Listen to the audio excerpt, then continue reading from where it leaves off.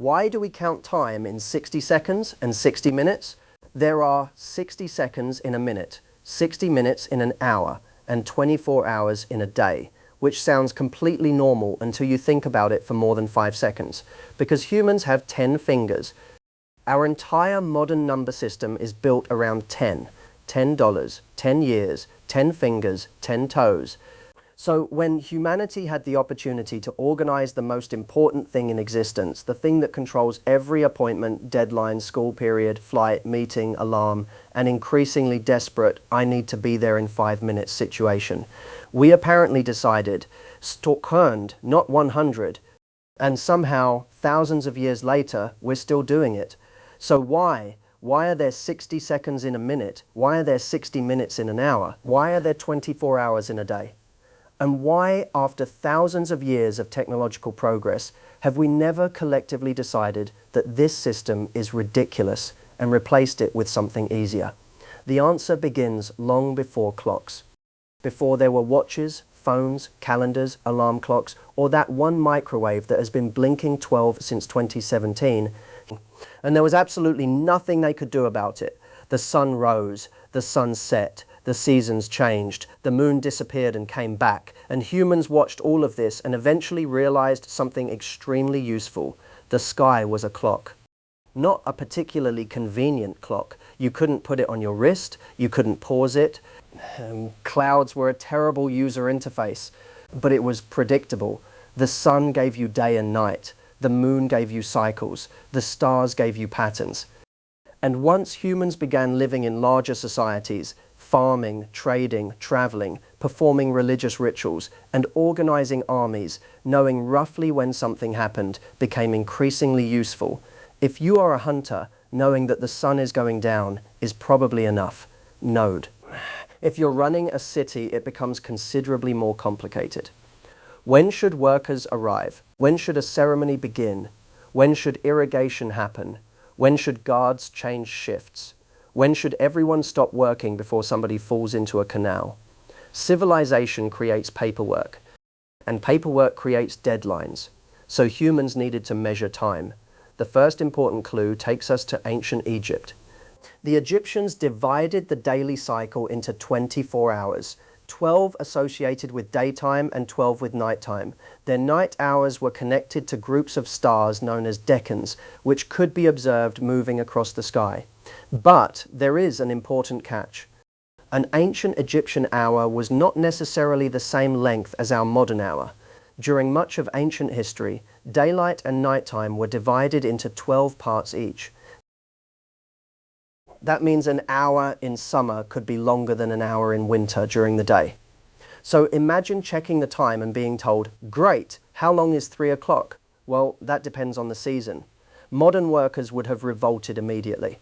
The Egyptians also developed devices for measuring time, including shadow clocks and water clocks. By the New Kingdom, these were being used to track the hours.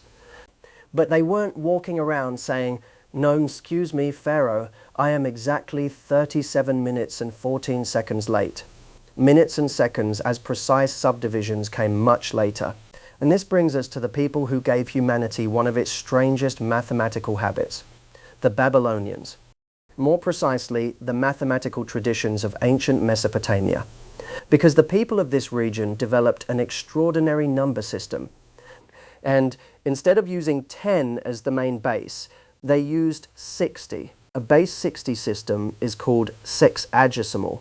Our modern decimal system is base 10. That means when we write 347, each position represents a power of 10. The Babylonians could construct numbers using powers of 60. And this wasn't some bizarre mathematical party trick. It was extremely useful. Why? Because 60 is a ridiculously divisible number. You can divide 60 by 2, by 3, by 4, by 5, by 6, by 10, by 12, and by 15. That makes 60 incredibly convenient when you're dividing things into fractions. And ancient mathematics cared a lot about fractions, especially astronomy. Babylonian mathematicians inherited a sexagesimal tradition from earlier Mesopotamian cultures and developed sophisticated calculations using it. Their positional number system was based on 60 rather than 10. But here's where things get interesting. We actually don't know with absolute certainty why the original Mesopotamian system settled on 60. There are theories, lots of theories. One suggestion is that 60 is highly divisible. Another connects it to ancient weights and measures. Another connects it to astronomy. Another attempts to connect it to geometric ideas. Historians have proposed several explanations, but there isn't one universally accepted answer, and that's important. History often gives us the result without giving us the meeting where everyone decided how to get there. There was no surviving document saying, "Dear committee, after extensive discussion, we have decided that 60 is the perfect number.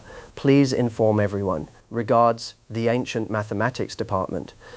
Instead, the system developed over time, and eventually something remarkable happened.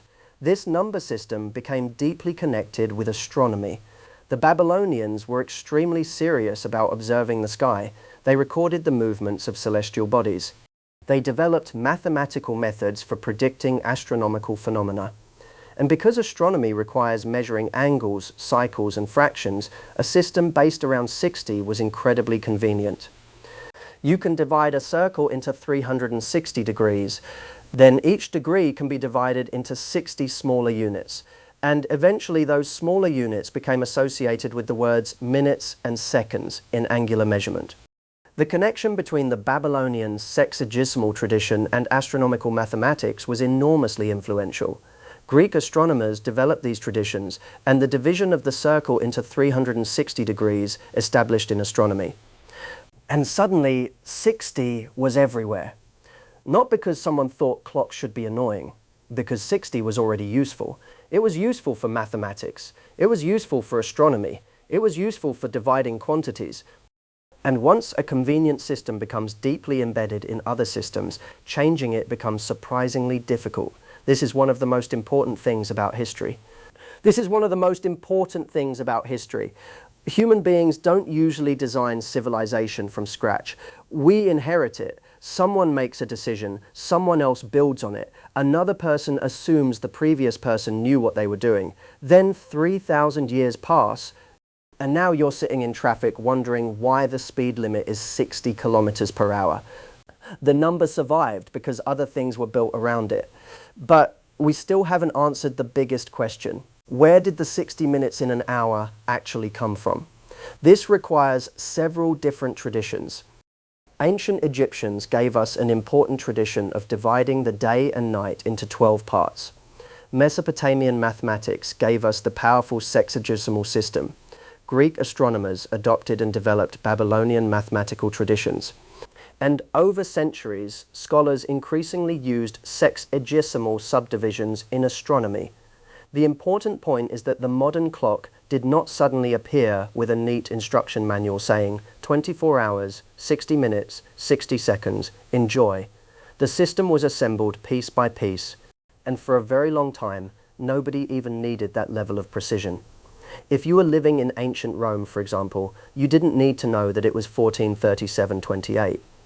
You needed to know whether it was morning, or afternoon, sunset, or time to go home before somebody starts charging you for staying late. The real revolution came when mechanical clocks became increasingly sophisticated in medieval Europe. Now, time wasn't just something you observed in the sky. It was something you could measure mechanically. A machine could tick and tick and tick. And suddenly time had become something that could be divided into increasingly precise pieces. This changed society. If a bell rang at a certain time, people could gather. Religious communities could organize prayers. Workers could organize their days. Cities could coordinate activities. Eventually, merchants, governments, scientists, and ordinary people became increasingly dependent on standardized time. The clock transformed time from something natural into something institutional. The sun didn't care if you were late. Your boss absolutely did. And then mechanical clocks created another strange problem. If you have a clock, how exactly do you divide its movement? This is where the old mathematical traditions became extremely useful. The idea of dividing an hour into 60 parts fit naturally with the existing astronomical and mathematical tradition. And once clocks began displaying those subdivisions, the system became increasingly familiar. Eventually, an hour had 60 minutes, a minute had 60 seconds, and the strange ancient number had become completely normal. But here's something even stranger. The word minute itself is connected to the idea of a small subdivision, and second refers to the second subdivision. So when you're saying, "I'll be there in 30 seconds," you're unknowingly using terminology that reflects an old mathematical tradition of dividing units into smaller and smaller parts. Humanity essentially took a measurement system designed for observing the heavens and turned it into a way of telling your friend you're running late. But if 60 is so old and so deeply embedded, you might wonder, did anyone ever try to get rid of it? Yes. And this is where things get wonderfully French. During the French Revolution, reformers wanted to rationalize many parts of society. Weights, measures, calendars, time, everything was apparently available for renovation. The revolutionaries introduced the metric system, which was based around powers of 10, much easier to calculate. And naturally, they also experimented with decimal time. During the Kaiserschwund, instead of 24 hours divided into 60 minutes, the day would be divided into 10 hours. Each hour would have 100 minutes. Each minute would have 100 seconds. On paper, this makes enormous sense. Everything is based on 10. Our number system is based on 10. A kilometer is 1,000 meters. A meter is 100 centimeters. So why not make time decimal too? Well, because people hated it. The French decimal time system was introduced during the revolutionary period but never became widely accepted and was eventually abandoned. Imagine telling everyone, "Good news, we're changing the clock. There are now 10 hours in a day." And everyone looks at you like you've personally destroyed civilization. The problem wasn't necessarily that decimal time was mathematically bad, it was that the old system was already everywhere. People already understood it. Thems, themios, clocks were already built around it. Astronomy used related divisions. Navigation used established measurements. Calendars, schedules, traditions, and everyday language had developed around existing systems. Changing the system meant changing everything connected to it, and this reveals something surprisingly important about technology. The best system doesn't always win. The system with the most history behind it often wins. If everyone already uses a slightly inconvenient standard, replacing it can be more inconvenient than simply continuing to use the inconvenient standard. That's why your computer has strange legacy settings. That's why keyboards look the way they do.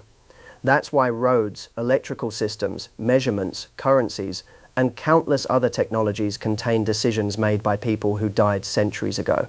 Civilization is basically a giant pile of old decisions.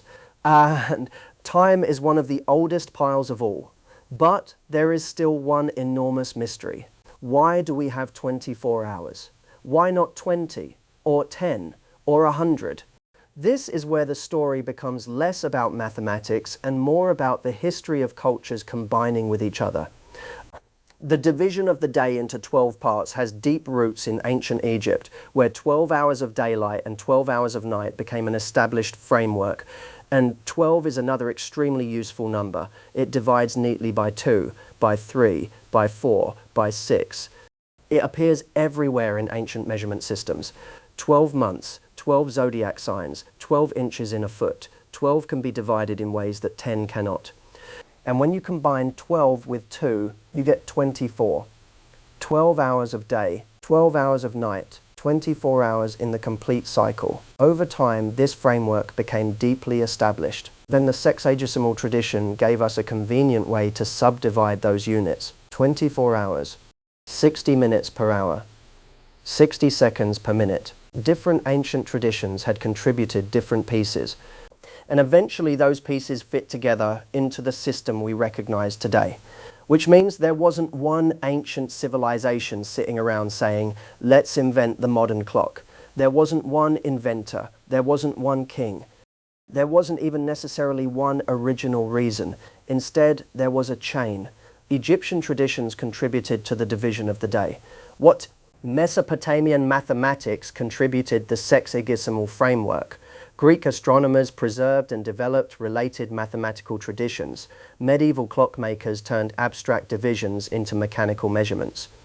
And modern science eventually made time measurement so precise that our ancient 60-base system became connected to atomic physics. Think about that. The same basic number that appeared in ancient mathematical traditions is still sitting inside the clock on your phone. Except now, your phone isn't watching the stars. It's using technology precise enough to measure time based on the behavior of atoms. Humanity went from, "Where is the sun?" to, "Where is my phone?" And somehow the number 60 survived the entire journey. But modern timekeeping eventually became even In other words, the second isn't ultimately defined by some ancient Babylonians staring at the sky. It's defined by quantum physics, which means that when your alarm goes off at 7 a.m., the second inside that clock is ultimately tied to the behavior of atoms. That's an absolutely ridiculous journey. Ancient humans looked at the sky. Mesopotamian mathematicians developed base 60. Astronomers inherited and refined the system. Today, the second is not fundamentally defined by the rotation of Earth, because Earth is not a perfectly reliable clock. It spins slightly irregularly. The length of a day changes by tiny amounts, so modern science needed something much more precise. The modern definition of the second is based on the frequency of radiation associated with a specific transition in the cesium-133 atom. It's because several ancient mathematical and astronomical traditions made 60 extremely useful, especially for dividing quantities into fractions. Those traditions were inherited, adapted, and embedded into later systems of astronomy and timekeeping. Meanwhile, the 24-hour day emerged through a different but related history, including the ancient Egyptian division of day and night into 12 parts each. And eventually these traditions became so deeply embedded in civilization that replacing them became harder than simply keeping them. That's why you're sitting here in the 21st century using a time system that contains mathematical fingerprints from civilizations that disappeared thousands of years ago. And there's something strangely beautiful about that. Every time you look at a clock, you're seeing layers of history. The 24 comes from ancient traditions of dividing the daily cycle. The 60 comes from an ancient mathematical world where numbers were organized very differently from ours. The clock itself comes from centuries of mechanical engineering. And the precision underneath modern timekeeping comes from physics that ancient mathematicians could never have imagined. Yet the display still says 12:34. We could have changed it, we tried. Decimal time appeared. It made mathematical sense. But people already knew the old system, so they kept it. Because civilization rarely throws things away just because something newer is theoretically better. Instead, we build on what already exists. And sometimes that means a decision made thousands of years ago ends up controlling your morning alarm, which is why there are 60 seconds in a minute. Not because 60 was chosen by some mysterious committee of ancient geniuses. Not because the universe demanded it, and not because humans looked at their 10 fingers and somehow counted to 60. It happened because history is cumulative. One civilization develops an idea, another inherits it, someone modifies it, someone else builds a machine around it. Another generation forgets why it exists, and eventually millions of people simply assume that's how things are supposed to work. So the next time you're staring at the clock, watching the seconds tick away while pretending you're not procrastinating, remember what you're actually looking at. You're looking at thousands of years of mathematics, astronomy, engineering, culture, and human habit compressed into two little numbers. And somewhere inside that clock is a very old decision. A decision made long before smartphones, long before computers, long before mechanical clocks, long before anyone had a word for a deadline. Humanity looked at the universe and tried to divide it into pieces we could understand, and somehow we ended up with 60. Then we spent thousands of years refusing to let it go.